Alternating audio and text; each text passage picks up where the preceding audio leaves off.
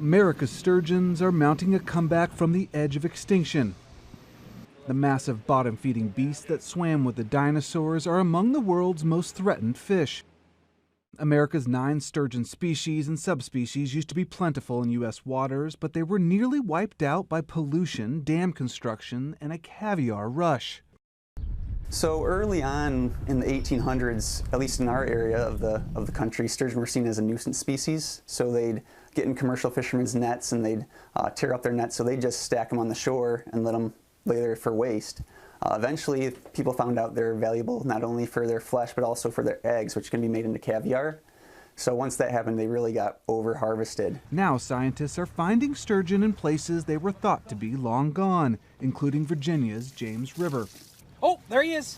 There's another one behind your hand. See his nose right there? Yep, there's 2 right there. Like I said, 30 years ago, I used to swim in this river, but on certain days, you'd see 150 fish float up in a small area, just float up on shore dead. Now, it was chemicals they were pumping into the water.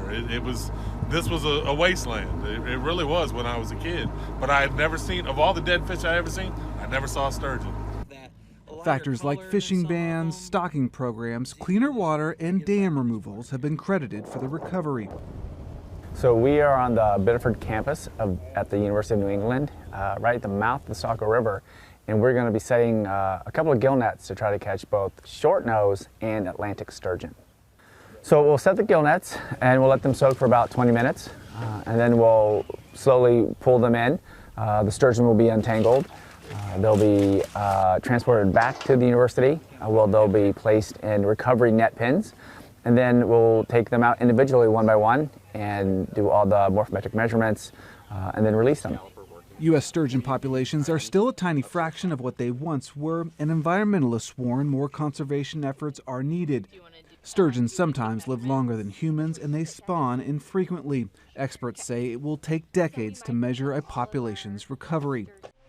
Still, some say there's reason to be optimistic.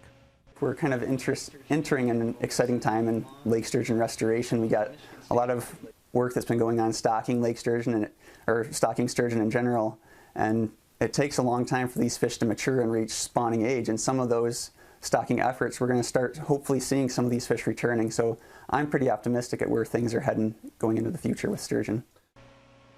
David Martin, The Associated Press.